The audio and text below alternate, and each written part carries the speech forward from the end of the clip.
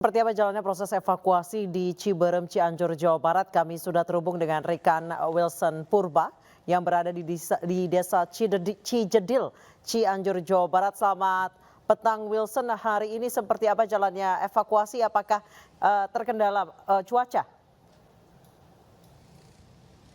Ya Anissa, betul sekali, hari ini juga masih terkendala cuaca di kawasan Cijedil karena memang dari siang hingga sore ini tidak hanya hujan yang turun Anissa, namun juga angin kencang yang cukup mengganggu jalannya proses evakuasi yang berlangsung hari ini di kawasan Cijedil, Cianjur, Jawa Barat. Tadi bahkan sebenarnya sempat dihentikan pada siang hari sekitar pukul 10.30 sampai 12 waktu Indonesia Barat karena memang angin kencang terjadi di kawasan ini dan juga hujan sempat turun.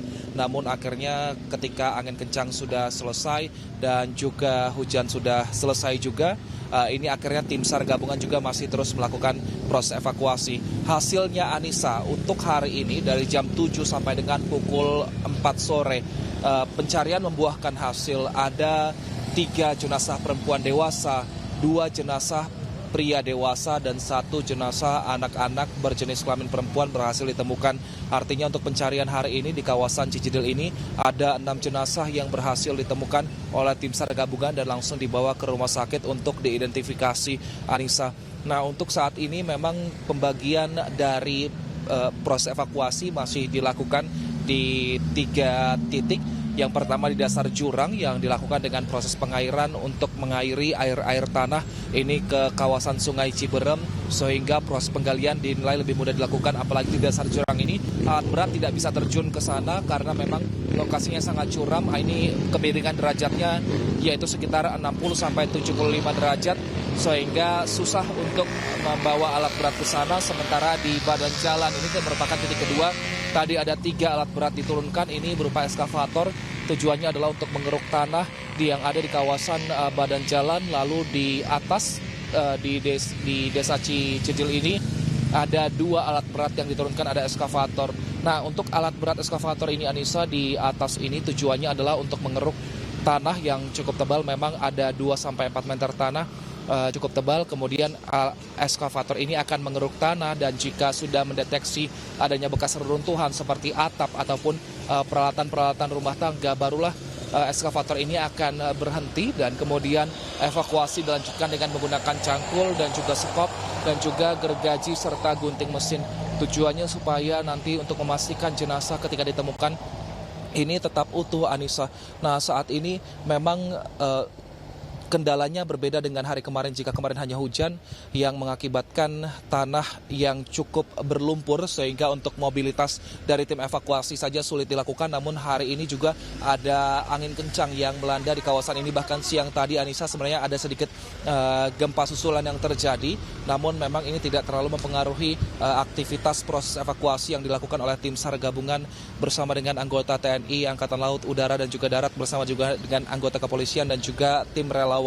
Rencananya besok masih akan dilanjutkan Anissa pukul 7 waktu Indonesia Barat proses evakuasinya karena masih ada belasan jenazah yang diperkirakan masih tertimbun di sini. Kami tadi berbicara dengan beberapa anggota keluarga yang memang tidak ingin disebutkan namanya, bahwa ada seorang ayah, dia mengaku bahwa ada 2 putrinya berusia 19 dan juga 13 tahun yang saat kejadian ini berada di rumah, dan tadi kami saat mengkonfirmasi juga dia menyatakan bahwa titik yang memang sedang dikeruk oleh tim evakuasi ini adalah titik rumahnya. Namun saat kami konfirmasi tadi ada beberapa barang yang memang ada di situ seperti cat tembok berwarna hijau, lalu ada juga gulungan seperti pembatas seperti itu, tirai bambu, namun ada juga barang-barang lain. Dia menyatakan bahwa itu bukan semuanya barangnya, artinya barang-barang ini sudah menumpuk semuanya, Anissa, dan diharapkan tentunya proses evakuasi besok juga membuahkan hasil sehingga para keluarga korban mungkin bisa lebih tenang untuk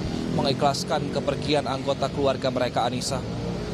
Terima kasih Wilson Purba dan rekan-rekan yang bertugas di sana. Tetap jaga kesehatan Anda dan tetap berhati-hati. Terima kasih Wilson, selamat bertugas kembali.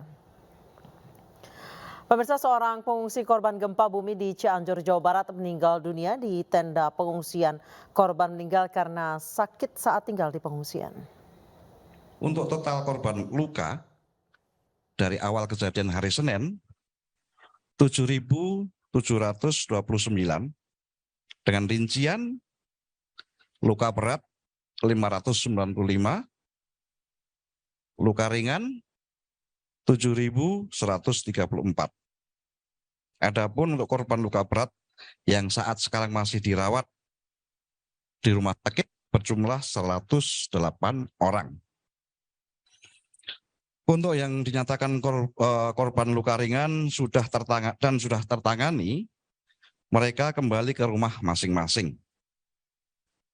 Adapun warga yang mengungsi per hari ini akumulasi dari hari pertama 73.693 orang. Selanjutnya untuk kerugian material, total rumah rusak 58.049,